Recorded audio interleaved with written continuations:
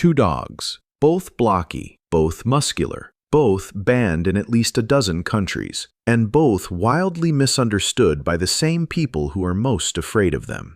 The American Pit Bull Terrier and the American Bulldog have been in the center of more dinner-table arguments, breed ban legislation debates, and misguided Google searches than almost any other dogs on the planet. People either love them fiercely or refuse to be in the same zip code. Here's the truth that neither side wants to sit with. These two breeds are not the same dog. They don't have the same history, the same physical structure, the same drive, or the same ownership requirements. Lumping them together because they both look bully is like calling a Formula One car and a pickup truck the same vehicle because they both have four wheels.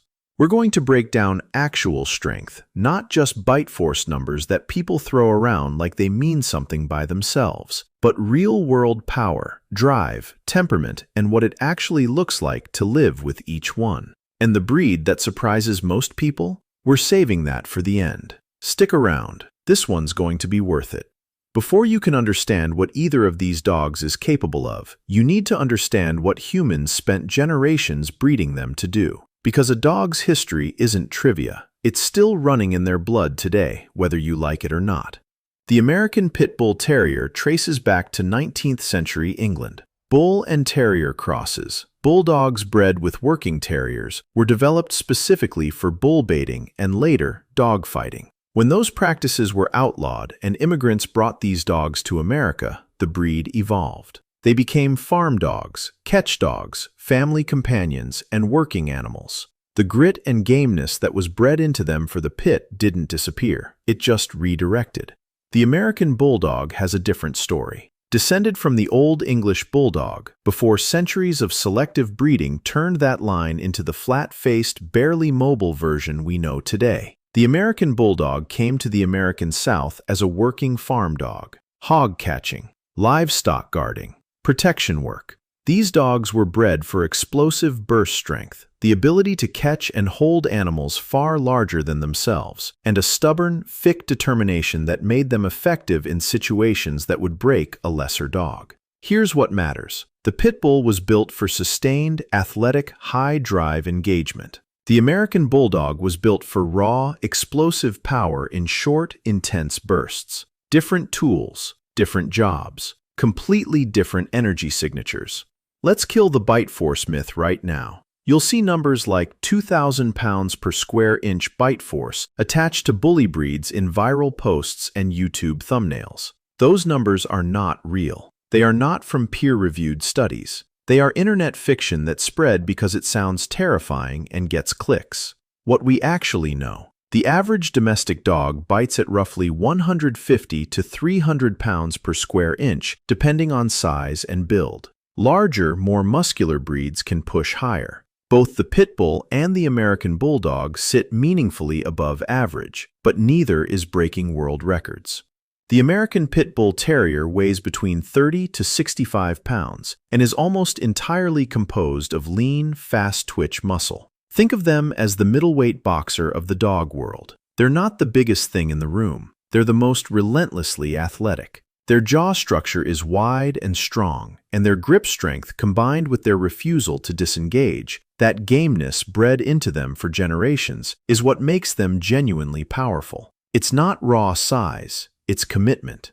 The American Bulldog is a different kind of strong. Males can weigh anywhere from 75 to 125 pounds depending on the type. Johnson lines run heavier and more blocky. Scott lines run leaner and more athletic. Their bone density is remarkable. Their chest width is remarkable. Their short, powerful neck and wide skull give them a mechanical bite advantage that's hard to overstate. Where the Pit Bull is a sports car, the American Bulldog is a freight truck. Different power bands entirely. In a pure physical strength context, pound for pound, the Pit Bull is extraordinary. In absolute terms, the American Bulldog's mass and structural power is on another level. Neither answer is wrong. They're measuring different things. Here's what most comparison videos skip. Strength without temperament context is useless information. The American Pit Bull Terrier is first and foremost a people dog. deeply, almost embarrassingly people-oriented. Most well-bred, well-socialized pit bulls want nothing more than to be glued to their person, make you laugh, and maybe destroy a chew toy for 10 minutes before collapsing on your feet. The nanny dog reputation that's been circulating for decades has some truth to it. Historically, pit bulls were trusted around children specifically because of their people softness. That said, the dog aggression history is real, and it's not something responsible owners pretend away. Animal-to-animal aggression can surface, particularly toward dogs of the same sex, in dogs with strong working bloodlines. This isn't viciousness toward people. It's a separate drive entirely. Early socialization and an owner who understands canine body language matters enormously here. They're also athletes who need a serious outlet. Picture this. You skip exercise for 3 days. Your pit bull has been inside, fed, walked once around the block. By day 3, you're not living with a dog anymore. You're living with a furry, gap-toothed hurricane that has decided the couch is now a project. They need running, structured play, training sessions, and mental engagement.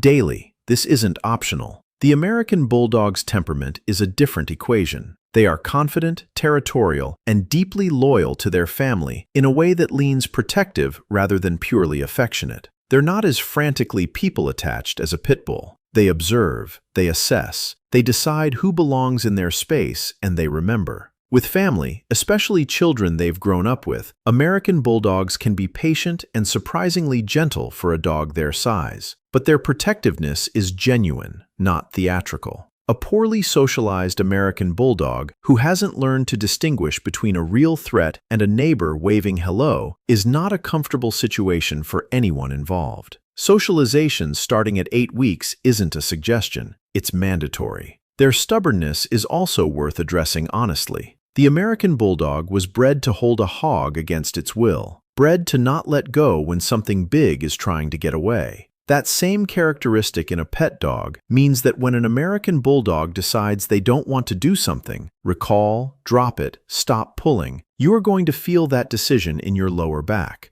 They are not beginner dogs. They respect a handler who is calm, consistent, and clearly in charge. They will walk all over someone who isn't. Energy-wise, the American Bulldog is slightly more manageable day-to-day than a high-drive pit bull. They have working bursts, explosive, powerful, sudden, but they also genuinely settle. They're not always operating at an 8 out of 10. A solid hour of exercise and mental engagement, and they will find a couch and become furniture for the rest of the evening. The pit bull is generally one of the sturdier bully breeds health-wise. They're prone to skin allergies, environmental and food-based, which can mean ongoing vet visits and specialty diets that quietly drain your wallet. Hip dysplasia exists in the breed, but is less catastrophically prevalent than in some other large breeds. Their short coat is genuinely low maintenance. Weekly brush, occasional bath, done. Grooming costs are minimal. Lifespan sits at 12 to 16 years, which is genuinely good for a muscular breed. Price for a well-bred pit bull from a reputable breeder runs $800 to $2,500. Rescue is also a very real option. Pit bulls are one of the most overrepresented breeds in shelters across North America. The American Bulldog's health picture is more complicated. The heavier Johnson-type lines carry the flat-face baggage, brachycephalic airway issues, overheating problems, snoring that will wake you up from across the house. Scott-type lines are longer-nosed and breathe better, but hip and elbow dysplasia is common across both. Cherry eye, skin fold infections, and joint issues are expenses you should budget for from day one. Lifespan is 10 to 12 years, shorter than the pit bull, which tracks with their larger size. Pricing for a well-bred American Bulldog runs $1,500 to $4,000 plus.